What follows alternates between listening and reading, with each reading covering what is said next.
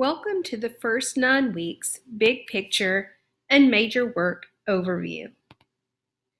Each module or 9-week unit has been carefully constructed to teach the standards set forth in the Alabama course of study.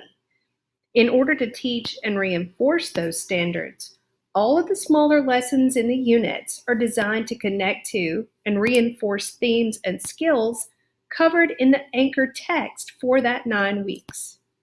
Here are the topics and skills for Module 1.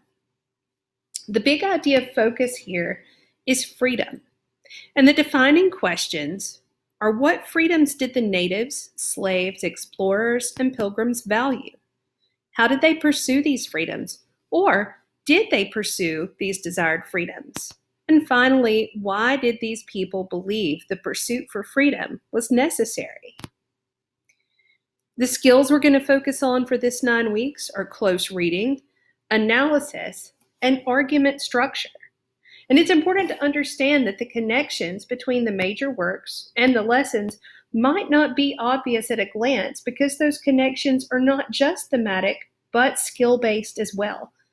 You can rest assured that the pairings have been done intentionally and with many hours of careful consideration.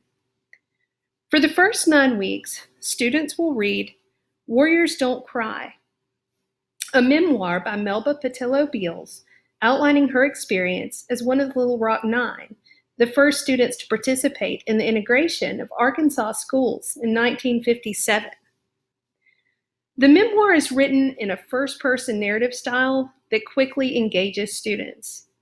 The action and pace of the story keep their interest, and the topics of prejudice, racism, violence, fear, and perseverance underscore the work's relevance.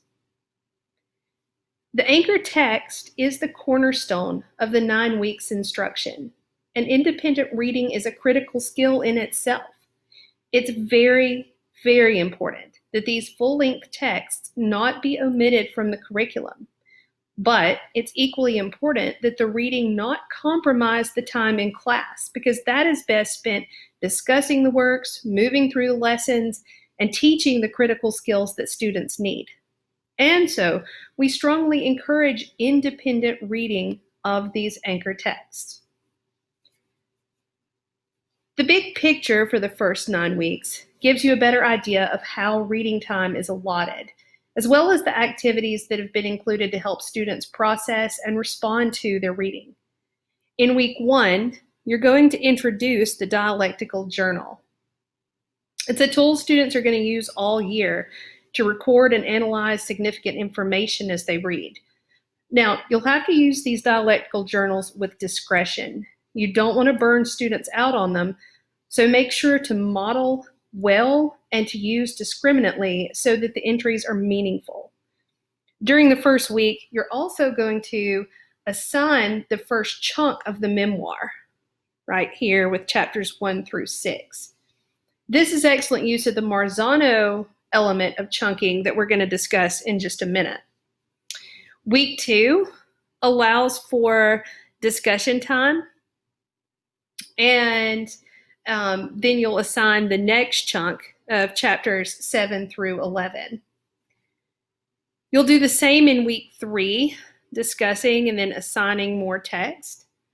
And then in week 4, you'll work with the text more directly, starting with this dialectical journal discussion. And this is a great time to use your document camera to show students examples of what good journal entries look like and to model ways to make weak entries stronger. There's also annotation and character study with Warriors Don't Cry this week, as well as practice writing commentary, which is such a critical skill and a good area to spend some time, again, modeling over and over again what good commentary looks like and providing plenty of opportunities to strengthen commentary that might be lacking in some way. Week 5 continues this work and also moves into planning and writing the analytical essay, which students will then revise and perfect in week 6. So you see that the first 6 weeks are spent studying this book, and the skills included lay the foundation for the remainder of the entire school year. Before we move on, let me remind you that while almost everything is provided for you, there is an expectation that you will work in formative assessments of your students' reading. Many of the activities provide opportunities for that, but you might want to add your own. Reading check quizzes, exit tickets, extra discussions. You're the best judge of what you and your students need to progress through the reading of each major work. And so you are free and encouraged to develop assessments as you need them. All right, let's get back to that, to the Marzano elements just for a moment. You've already seen the introductory video. We've discussed the importance of using the elements as documentation that we're incorporating best practices backed by research into our everyday instruction. The element I thought you could most easily see and play for this 9 weeks is element number 6, chunking content. The brain science behind this element is that students can only cognitively digest so much information at one time before they need to do something with it in order to switch it over to their long-term memory. And therefore, when we introduce new material, we break it down into smaller, more digestible pieces, and then give students the opportunity to process it, to work with it before adding another chunk. So do you see how we've used this element in Warriors Don't Cry? We gave them a few chapters to read, then had them complete journal entries and discussions to process that information before we assigned more.